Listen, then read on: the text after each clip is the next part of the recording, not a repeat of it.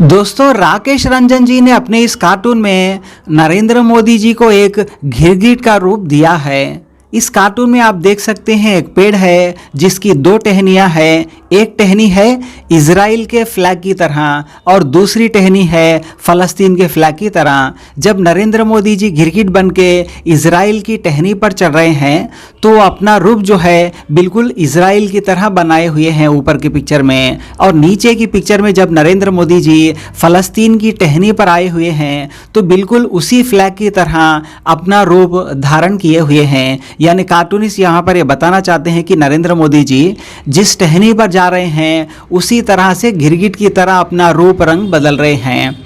वैसे ये जो कार्टून है वो नरेंद्र मोदी जी के रिसेंटली किए गए 2 ट्वीट्स को लेकर बनाया गया है, जिसमें मोदी जी एक ट्वीट में तो इजराइल का समर्थन कर रहे हैं और दूसरे ट्वीट में फ़लस्तीन का समर्थन कर रहे हैं। इसको लेकर मोदी जी के बारे में बताया जा रहा है कि वो गिरगिट की तरह रंग बदल रहे हैं।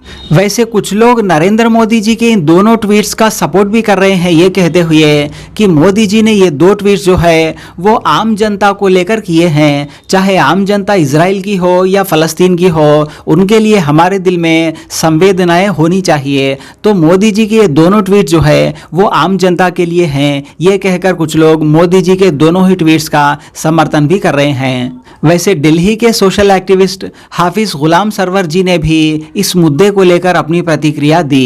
सब पूरा फिलिस्तीन तुम्हारी नजर में हमास ही अगर है तो उस फिलिस्तीन के साथ हम हैं।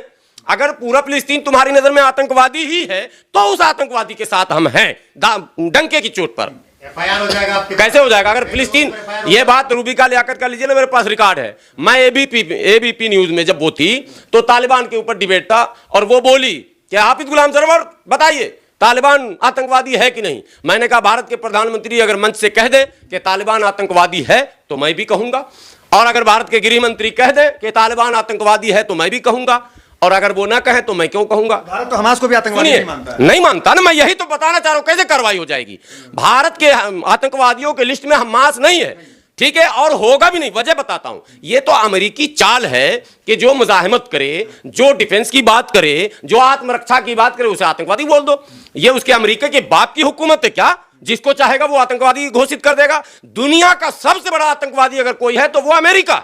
दुनिया का सबसे बड़ा टेररिस्ट है तो वो अमेरिका। तो पीस की बात कर रही है अभी। आप पीस करके वो पीस की बात कर रहा। पहले तो पीस कर दिया, अब उसके बाद अब कह रहा पीस की बात। आज ये खबर चली है कि अमेरिका इसराइल पर गर्म।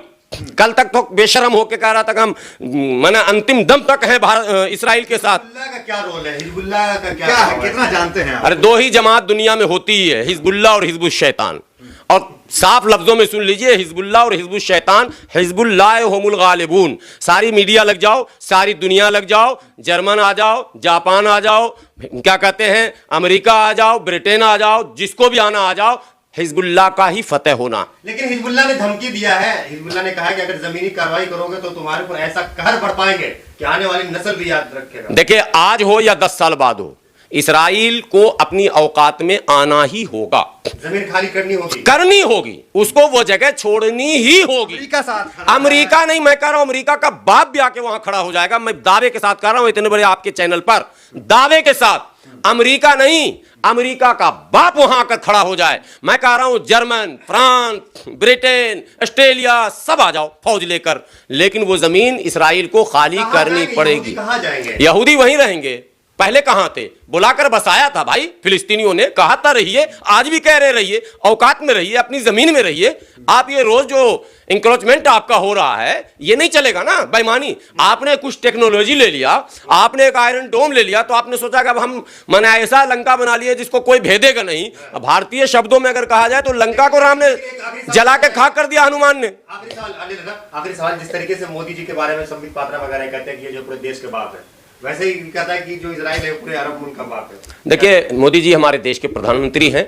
मैं कोई ऐसी टिप्पणी नहीं करूंगा जिससे संबित पात्रा को क्यों गिनते हैं, गोबर पात्रा पर बात न कीजिए आप।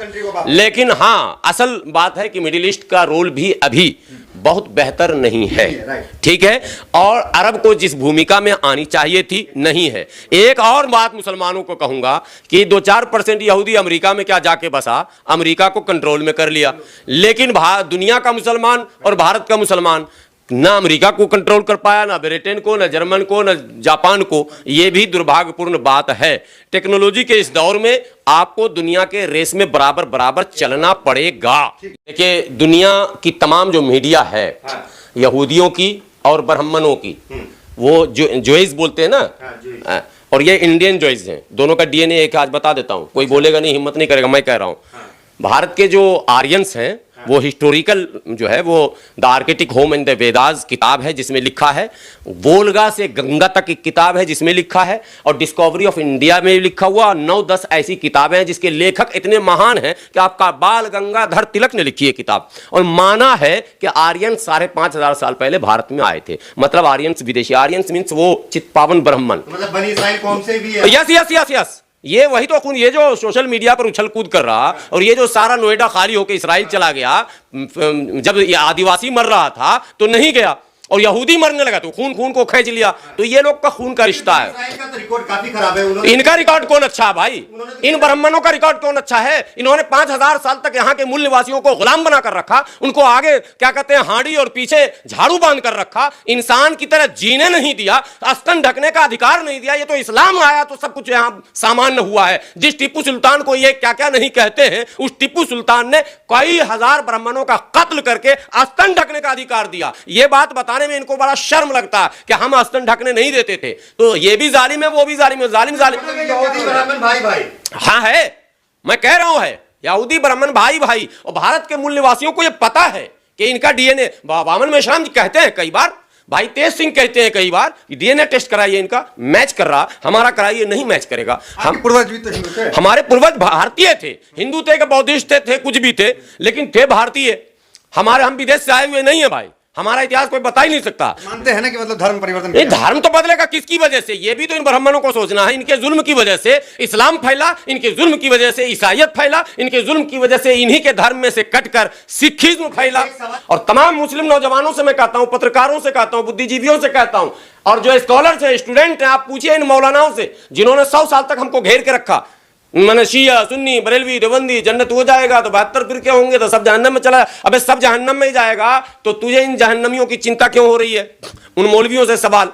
तो इसलिए मैं मसलक से दूर हूं। हम लोग से कोई पूछता है कि क्या हाल पूछते हो मसलक का, मेरे मुन्नी शिया के साथ शिया, सुन्नी के साथ सुन्नी।